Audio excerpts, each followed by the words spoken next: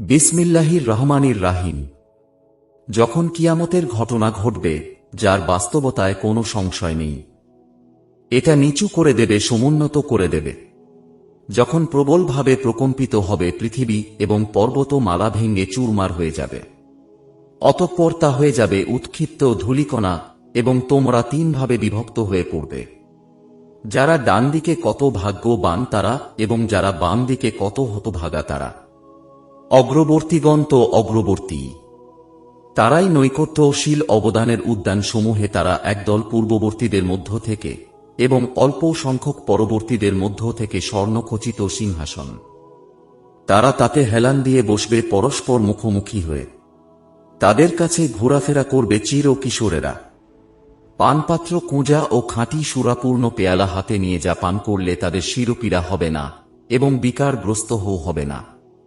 আর তাদের পছন্দ মতো ফল মূল নিয়ে এবং রুচি মতো পাখির মাংস নিয়ে তথায় থাকবে আন্তনয়নাহুরগণ। আবরণে রক্ষিত মতির ন্যায় তারা যা কিছু করত তার পুরস্কার স্বরূপ। তারা তথায় অবান্তর ও কোনো খারাপ কথা শুনবে না, কিন্তু শুনবে সালাম আর সালাম। যারা ডান দিকে থাকবে তারা কত ভাগ্যবান। তারা থাকবে কাঁটাবিহীন বদলিকা বৃক্ষ এবং কাঁদি কাঁদি কলায় এবং দীর্ঘ ছায়ায় এবং প্রবাহিত পানিতে ও প্রচুর ফলমূলে, যা শেষ হবার নয় এবং নিষিদ্ধ ও নয়, আর থাকবে সমুন্নত শয্যায়। আমি জান্নাতি রমণীগণকে বিশেষ রূপে সৃষ্টি করেছি, অতঃপর তাদেরকে করেছি চিরকুমারী কামিনী সমবয়স্কা। ডান দিকের লোকদের জন্য তাদের একদল হবে পূর্ববর্তীদের মধ্য থেকে এবং একদল পরবর্তীদের মধ্য থেকে। বাম পার্শ্বস্থ লোক কত নাহত ভাগা তারা। তারা থাকবে প্রখর বাষ্পে এবং উত্তপ্ত পানিতে এবং ধূম্রকুঞ্জের ছায়ায়, যা শীতল নয় এবং আরামদায়কও নয়। তারা ইতিপূর্বে স্বাচ্ছন্দ্যশীল ছিল। তারা সদা সর্বদা ঘোরতর পাপকর্মে ডুবে থাকত। তারা বলতো, আমরা যখন মরে অস্থি ও মৃত্তিকায় পরিণত হয়ে যাব তখনও কি পুনরুত্থিত হব, এবং আমাদের পূর্বপুরুষগণও। বলুন, পূর্ববর্তী ও পরবর্তীগণ সবাই একত্রিত হবে এক নির্দিষ্ট দিনের নির্দিষ্ট সময়ে।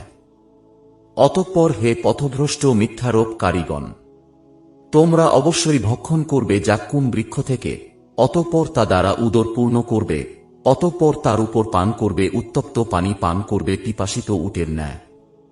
কেয়ামতের দিন এটাই হবে তাদের আপ্যায়ন। আমি সৃষ্টি করেছি তোমাদেরকে, অতঃপর কেন তোমরা তা সত্য বলে বিশ্বাস করো না? তোমরা কি ভেবে দেখেছ তোমাদের বীর্যপাত সম্পর্কে? তোমরা তাকে সৃষ্টি করো না, আমি সৃষ্টি করি। আমি তোমাদের মৃত্যুকাল নির্ধারিত করেছি এবং আমি অক্ষম নই এ ব্যাপারে যে তোমাদের পরিবর্তে তোমাদের মতো লোককে নিয়ে আসি এবং তোমাদেরকে এমন করে দেই যা তোমরা জানো না। তোমরা অবগত হয়েছ প্রথম সৃষ্টি সম্পর্কে, তবে তোমরা অনুধাবন করো না কেন? তোমরা যে বীজ বপন করো সে সম্পর্কে ভেবে দেখেছ কি? তোমরা তাকে উৎপন্ন করো না, আমি উৎপন্নকারী। আমি ইচ্ছা করলে তাকে খড়কুটা করে দিতে পারি, অতঃপর হয়ে যাবে তোমরা বিস্ময়াবিষ্ট। বলবে, আমরা তো ঋণের চাপে পড়ে গেলাম, বরং আমরা হুত সর্বস্ব হয়ে পড়লাম। তোমরা যে পানি পান করো সে সম্পর্কে ভেবে দেখেছ কি? তোমরা তা মেঘ থেকে নামিয়ে আনো না, আমি বর্ষণ করি।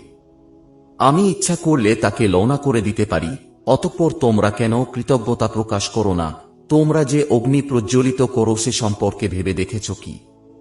তোমরা কি এর বৃক্ষ সৃষ্টি করেছ না, আমি সৃষ্টি করেছি? আমি সেই বৃক্ষকে করেছি স্মরণিকা এবং মরুবাসীদের জন্য সামগ্রী। অতএব আপনি আপনার মহান পালনকর্তার নামে পবিত্রতা ঘোষণা করুন। অতএব আমি তারকা রাজির অস্তাচলের শপথ করছি, নিশ্চয় এটা এক মহাশপথ যদি তোমরা জানতে। নিশ্চয় এটা সম্মানিত কুরআন, যা আছে এক গোপন কিতাবে। যারা পাক পবিত্র তারা ব্যতীত অন্য কেউ একে স্পর্শ করবে না। এটা বিশ্ব পালনকর্তার পক্ষ থেকে অবতীর্ণ। তবুও কি তোমরা এই বাণীর প্রতি শৈথিল্য প্রদর্শন করবে এবং একে মিথ্যা বলাকেই তোমরা তোমাদের ভূমিকায় পরিণত করবে? অতঃপর যখন কারো প্রাণ কণ্ঠাগত হয় এবং তোমরা তাকিয়ে থাকো, তখন আমি তোমাদের অপেক্ষা তার অধিক নিত্যে থাকি, কিন্তু তোমরা দেখো না। যদি তোমাদের হিসাব কিতাব না হওয়াই ঠিক হয়, তবে তোমরা এই আত্মাকে ফিরাও না কেন? যদি তোমরা সত্যবাদী হও। যদি সে নৈকট্যশীলের একজন হয় তবে তার জন্য আছে সুখ, উত্তম ঋক এবং নেয়ান্তে ভরা উদ্যান। আর যদি সে ডান পার্শ্বস্থদের একজন হয় তবে তাকে বলা হবে, তোমার জন্য ডান পার্শ্বস্থদের পক্ষ থেকে সালাম। আর যদি সে পথভ্রষ্ট মিথ্যারোপকারীদের একজন হয় তবে তার আপ্যায়ন হবে উত্তপ্ত পানি দ্বারা, এবং সে নিক্ষিপ্ত হবে অগ্নিতে। এটা ধ্রুব সত্য। অতএব আপনি আপনার মহান পালনকর্তার নামে পবিত্রতা ঘোষণা করুন।